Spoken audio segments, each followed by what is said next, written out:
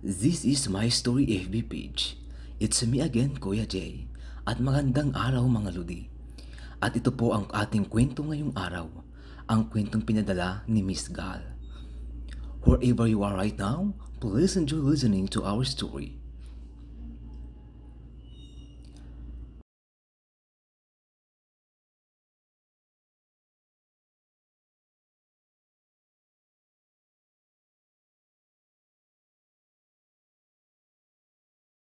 At ito po ang karugtong ng kwento ni Miss Gal. Do we really attract our past traumas? Going back to the guy that I was talking about in the first part of my story. This goodness lasted for years, and still I was trying my best to be a good daughter and to not disappoint my family. Until one day, everything changed. I don't know kung paano at kung saan nanggagaling yung pambabaywaliwala niya sa akin.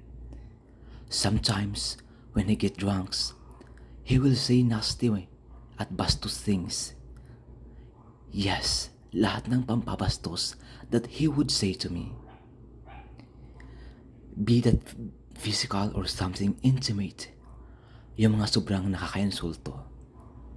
Pero never kong binalik yon sa kanya. Wala akong matandaan na insulto ko siya o kahit na ano. I was always careful with my words not to hurt him. I would write letters to him. All my hurts, isusulat ko. Ipapabasa ko sa kanya pag nakita kami. This guy became my world.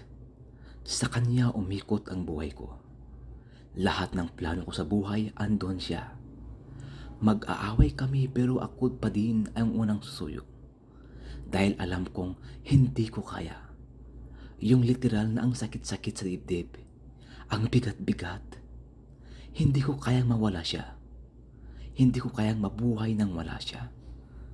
Literal na takot akong mawala siya sa akin. So yes, I endured. Tiniis ko lahat. Dahil umasa ako na one day, he would change and things will go back to what he used to be. Pero hindi. Ang hirap humingi ng oras sa kanya. Lagi akong nagmamakaawa ng oras niya. I want to spend time with him alone. Yes, he was my world. Pag iniisip ko, baldi-baldi ang nailuha ko sa kanya. Lagi akong naaawa sa sarili ko sa mga pinaggagawa niya sa akin. Para niya akong hindi GF. Para lang akong ewan sa kanya. Wala siyang pagpapahalaga sa akin. But still, alam kong mahal na mahal ko talaga siya at umaasa pa din akong magbabago siya. And yes, he cheated. Not just once. Ilang beses ko din siyang nahulihan na may ka-text na iba. But I love this guy. And because I love him so much, I gave everything to him. I prayed and hoped na siya na ang makakasama ko habang buhay. He was my first. Obviously, may mga pagkakataon naman na masaya kami. I knew, minahal din naman niya ako. But now, that becomes a question. Minahal niya nga ba ako? Or isa lang ako sa mga naging chicks niya? We lasted for many years. And it seems kontento na siya sa kung anong meron kami. Of course, I wanted more. I wanted us to invest for the future sana. For our family. Pero okay na siya sa kung anong meron siya. Kaya tanggap ko na. Ako na lang mag-i-effort para sa aming dalawa. I don't know kung naiisip niyang mag-save man lang for us. We planned to get married.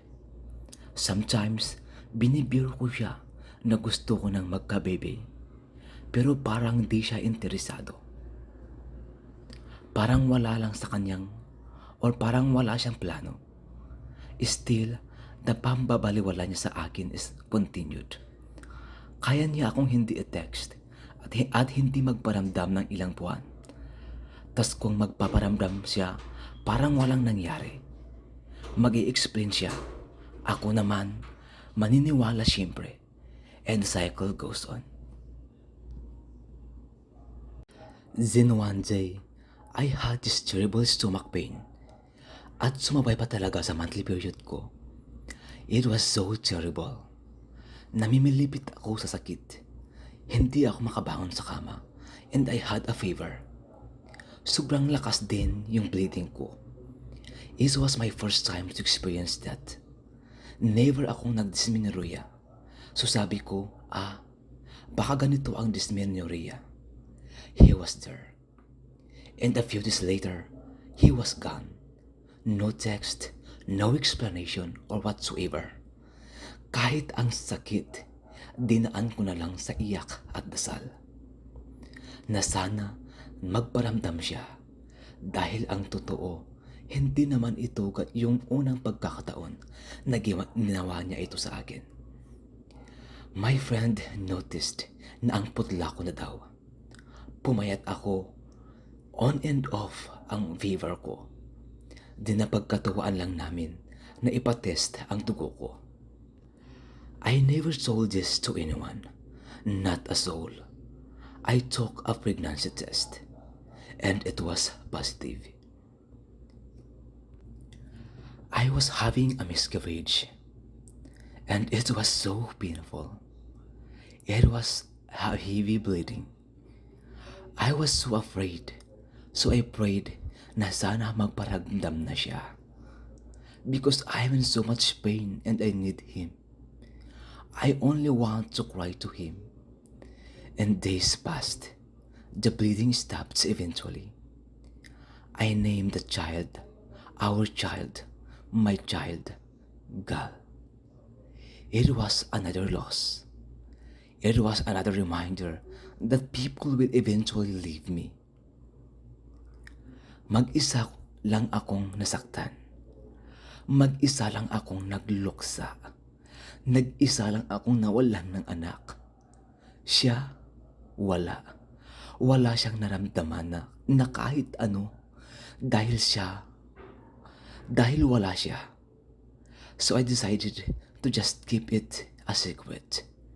Anyway, hindi din naman siya interesado.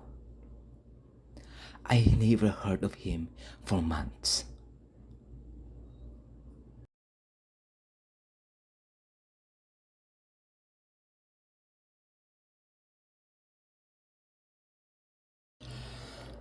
At yan po mga ludi ang ikalawang bahagi ng kwento ni Miss Gala.